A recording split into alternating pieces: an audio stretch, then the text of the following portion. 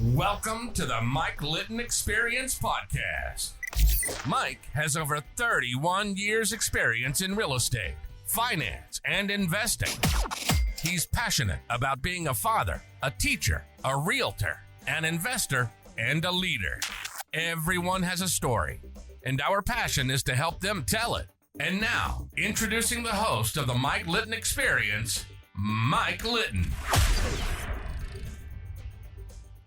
So what can you expect from the Mike Litton Experience? You can expect stories that will inspire, motivate, advice that will sharpen your focus, and expert information on real estate, finance, and market conditions. Jeff Weber, thank you so much for being our guest on the Mike Litton Experience. I'm excited for our time together. So with your permission, one of the things that we know, like we talked about before we hit record, is everybody has a story, and our passion is to help them tell it. And so with your permission, we'll start with where you were born, go all the way up to today. And then we want to talk about a giveaway that you have for our listeners. And then also let's talk about the books that you've written, okay? Right. Appreciate you being here, bud. You ready for me to start? Yeah, go ahead. Okay. I was born in South Bronx, New York City. The family moved to Ramsey, New Jersey, the very first suburb, when I was 4 years old in 1951. Okay. To give you an idea of how inflation works, my dad was able to work a job. My mom was able to stay home. How many can do that anymore? Okay. And he bought us a house in Ramsey, New Jersey, the first suburb in America, for $15,000. It was a nice house too, in a nice neighborhood. Yeah. So I've seen it all in my 76 years. Yeah. After living, Ramsey had a profound influence on me. It was only a town of 7,000. The Erie-Lackawanna Railroad ran through the center of town. I loved railroads for God knows what reason. I went there. So I read everything, and this was my first stock market experience. I'm 8 years old. The Erie-Lackawanna has the classic 4-track railroad going through the heart of Ramsey, 2 commuter trains to and from New York City, 2 freight trains in the middle. Well, I'm reading the newspaper one night, and I read everything, including the stock tables, and I noticed Erie-Lackawanna had a stock. Well, I had raised $300 through mowing lawns, raking leaves, shoveling snow, all the kid things of the day. Yeah. And I told my dad, I said, "Hey, Dad, I want you to take my 300 and buy me 100 shares of Erie-Lackawanna, which is only like $256. Right. Well, all my dad could remember was the evil side of the Great Depression from the 30s, unfortunately. So my dad refused. He said, "Oh, you waste your money, you'll lose all your money, blah, blah, blah." Okay. So I finally gave up after a while. Well, I woke up Christmas morning in 1955. My dad had bought me a model railroad, set it up on our ping pong table in the basement. Mm-hmm. And then a little later, when I went to my Christmas stocking, somehow or other, my dad had managed to buy me 5 shares of Erie-Lackawanna stock. How he did it, I don't know, because back then in the 50s, there weren't any computers, and you usually had to buy round lots of 100 shares. Right. So I got my 5 shares. Well, better than nothing.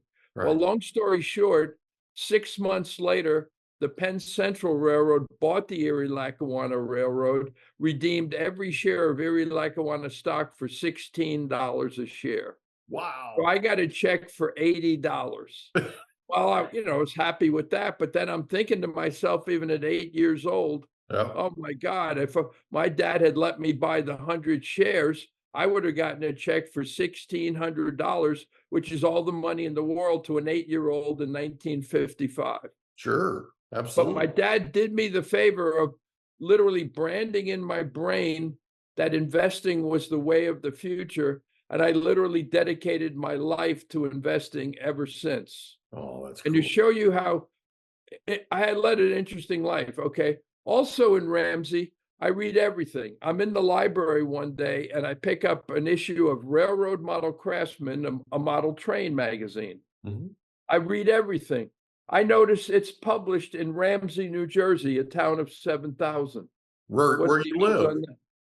So I'm in high school. I go over to their offices, which incidentally were right next to the tracks on the Erie-Lackawanna, and I get a job as a shipping clerk after school for a couple hours Awesome. at like 15 or something.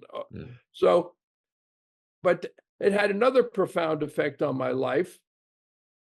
The magazine was owned by an eccentric millionaire named Charles Penn, who lived in the ghost town of Bumblebee, Arizona, near Phoenix.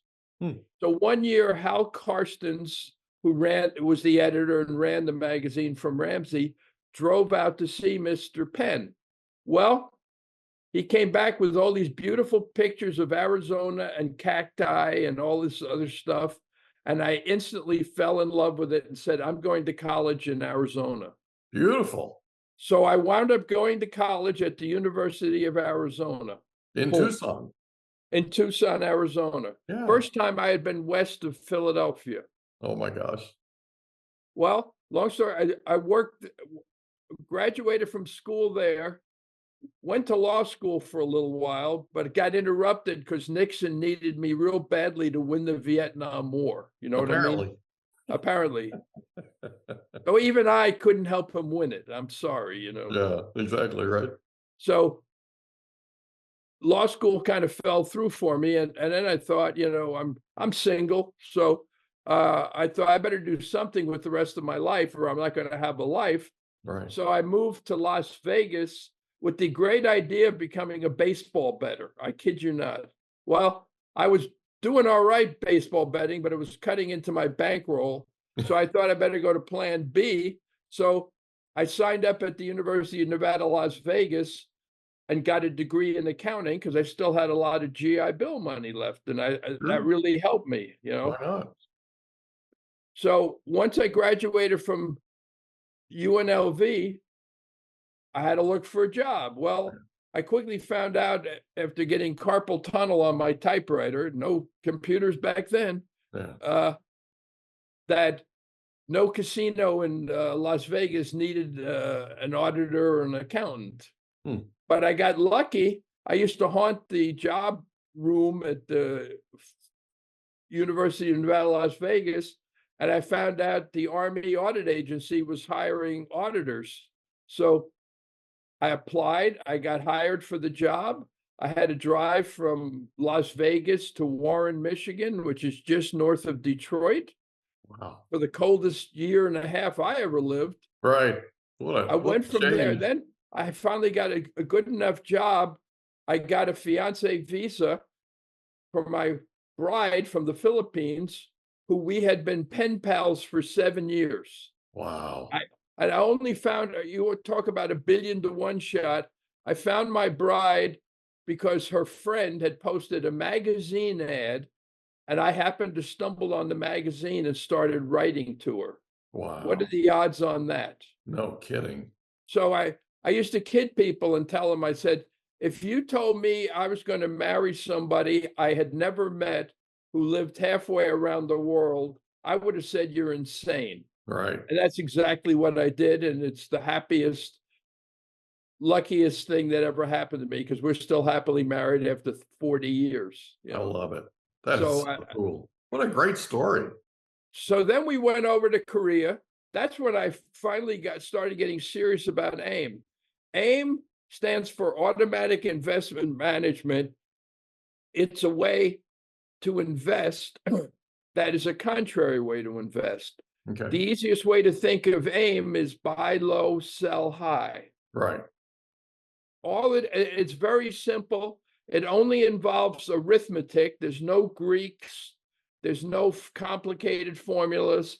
And it takes about 5 minutes a day to check on your leaps. I'll explain AIM a little later. Right. So I learned AIM the old-fashioned way. I'm in Seoul, Korea, and of course there's no computers. And AIM requires like 13 columns of information to do it properly. And all you're doing is adding, subtracting, multiplying, and dividing. Very, very simple. Right. Well, luckily for me, being an auditor, the U.S. Army had 16-column accounting paper. So I borrowed a few sheets of accounting paper because the Army didn't really need them. And luckily I had saved one issue of Barron's a month for like 3 years. Yeah. So I read Lucillo's book, and he used a ridiculous example of a type of stock pricing that doesn't exist in the real world. So I wanted to see if AIM investing worked for real. Okay, So hold on just a second. Hold on just a second. You said something about a book, and you said something, Lucillo or something is his name? right, Robert Lucillo wrote a book. Okay, hold on. Let's go back. What's the title of the book? The title of his book is How to Make $1 Million Automatically. Okay, so that's by Robert Lucillo. Robert Lucillo, Lichelllo. Okay. I just want to make sure for everybody. He wrote I the just first want to make sure copy for everybody about. listening that they get that reference. Go ahead. Oh yeah. So I urge everybody to read his book too, as well as my free book, which I'll tell you about a little later. There you go. Once I read his book, I thought being an auditor, I had this amazing ability. I could look at a new area I had never done an audit on before, and I could figure it out in literally like a couple of weeks and be doing it better than the people who had been working there for 30 years. Yeah. Because all I did was follow the wrong ideas. I'd actually look and see what the rules were and what you were supposed to be doing, and making sure, trying to eliminate any fraud, waste, and abuse, which the Army is famous for, unfortunately. Right. So I applied those skills to Robert Lucillo's book, How to Make $1 Million in the Stock Market Automatically. Mm-hmm. And it's still available on Amazon or whatever is a used book. And I'd urge everybody to get that one too. Sure. Well, I thought I could make some improvements on it. Well, so one time I'm TDY in a godforsaken city of Tundashan, Korea, about 10 miles south of the DMZ. I'm in a hotel room. The heat was supplied by a space heater. There was no central heating. Right. Okay, it's a little cold. Just a little. At one point, I put my hand against the wallpaper on the wall. My hand went through the wallpaper. It turns out they had taken a door out and just put wallpaper over it. They didn't put another door in there. So I was wondering. Or any insulation or anything. It was a little primitive in 1980s in Korea. It's much more modern now, but that didn't help me then. So in that room, and you'll see it in my free first book, I wrote on one piece of paper all the chapters I was going to supply. Mm-hmm. Well, the first thing I did with AIM was I dug up my accounting paper and I wrote down, I looked up the prices for 60 stocks. Mm-hmm. Month by month for 3 years. That takes a while. Yeah, just a little. And then once I had all the prices, I did AIM on that spreadsheet with my pencil religiously for days and days until I got it all done. Mm-hmm. And then I started getting ideas on that AIM did work with real stocks, even though Lucillo never gave any examples in his book. And I was really impressed with one stock I looked at, and I still remember to this day, called Campbell Resources. The thing about Campbell Resources, it started at $6.40. 3 years later, it was down to $2.80. Wow. 62% drop. Right. And when I analyzed the spreadsheet, I found Campbell Resources finished up 38%, despite the stock price being down 62%. Now that impressed me. Yeah. I said, how did that happen? I had no clue. Well, I figured it out. I did one little thing. I said, I'm going to make a list of all the buys and see what the average buy price was. And I'm going to make a list of all the sells and see what the average sell price is. Okay. And even though the stock was originally at, $6.20 or 40 cents, I forget, I found your average buy price was $1.09, but your average sell price was $1.90. Okay. So for the 13,000 shares you wound up selling, you made about $1 a share profit. Right. Because all AIM is a sophisticated dollar cost averaging system that includes buying and selling. Yeah. Because I remember one time, one of these fancy financial advisors, I love free steak dinners, so I went to it. And he's showing me, well, here's a great way for the average investor to invest. It's called dollar cost averaging. Right. Wow, okay. And he goes, here's what you do. You invest $100 the first month and the stock is $10. Mm-hmm. So you buy 10 shares. The second month, the stock is $25. You buy 4 shares. The third month, the stock is $50. You buy 2 shares. And now your average buy price is not $50, it's $37. Mm-hmm. Well, that sounded good until I'm thinking to myself, excuse me, if I had bought a stock 2 months ago at $10 and it was now at $50, I'd want a way to invest that would allow me to sell at $50, Right. not buy more at $50. Take your money and run. Yeah. Exactly. And that's the beauty of AIM. It's constantly converting your paper profits into real profits. And now I'll give you a quick explanation of how AIM is, and it's so simple. Sure. So you set up a spreadsheet with 13 columns roughly. Don't worry about that for now. But here's the way it works.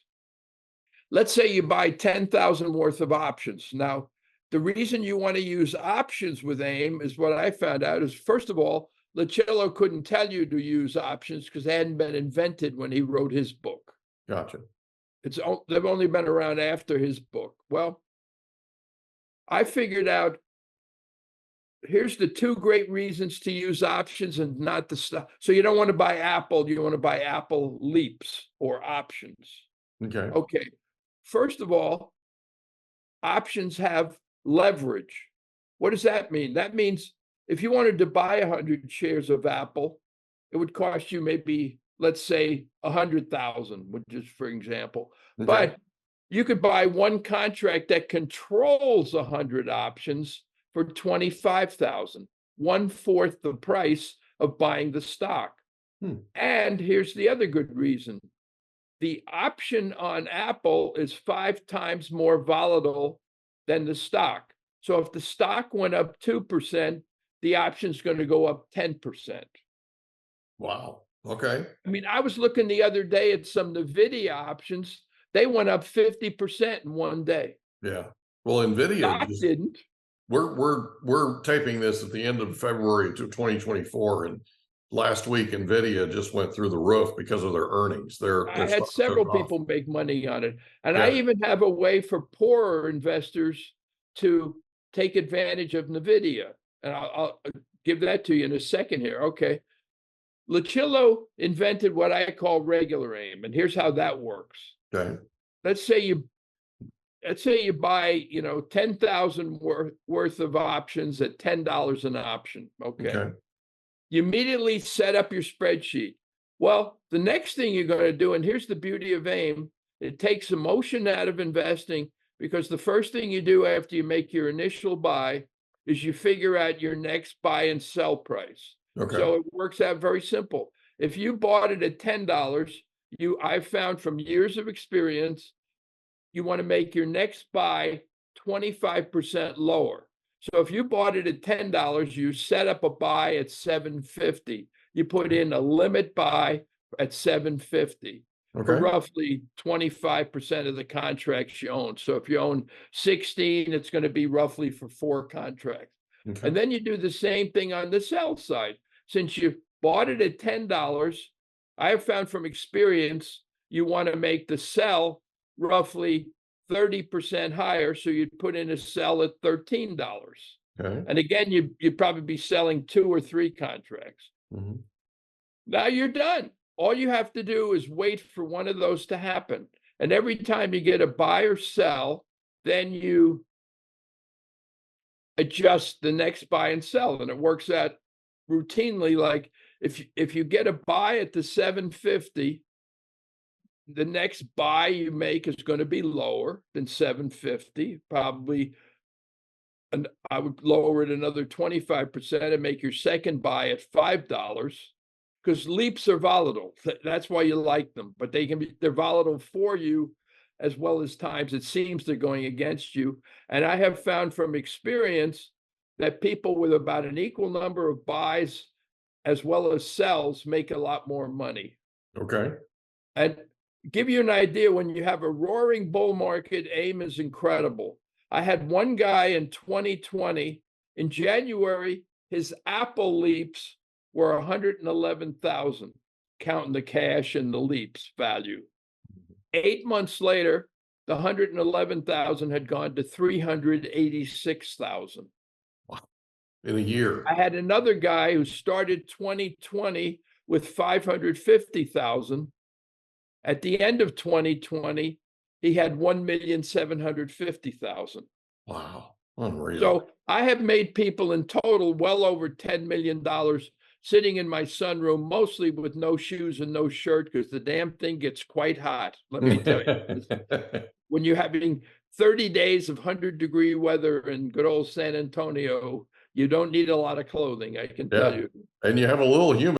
We hope you enjoyed another episode of the Mike Litton Experience. If you did, do us a favor, smash that subscribe button, tell your friends, family, and coworkers about our program, and wherever you get your podcasts, please leave us a rating. It helps us to connect with quality people just like you.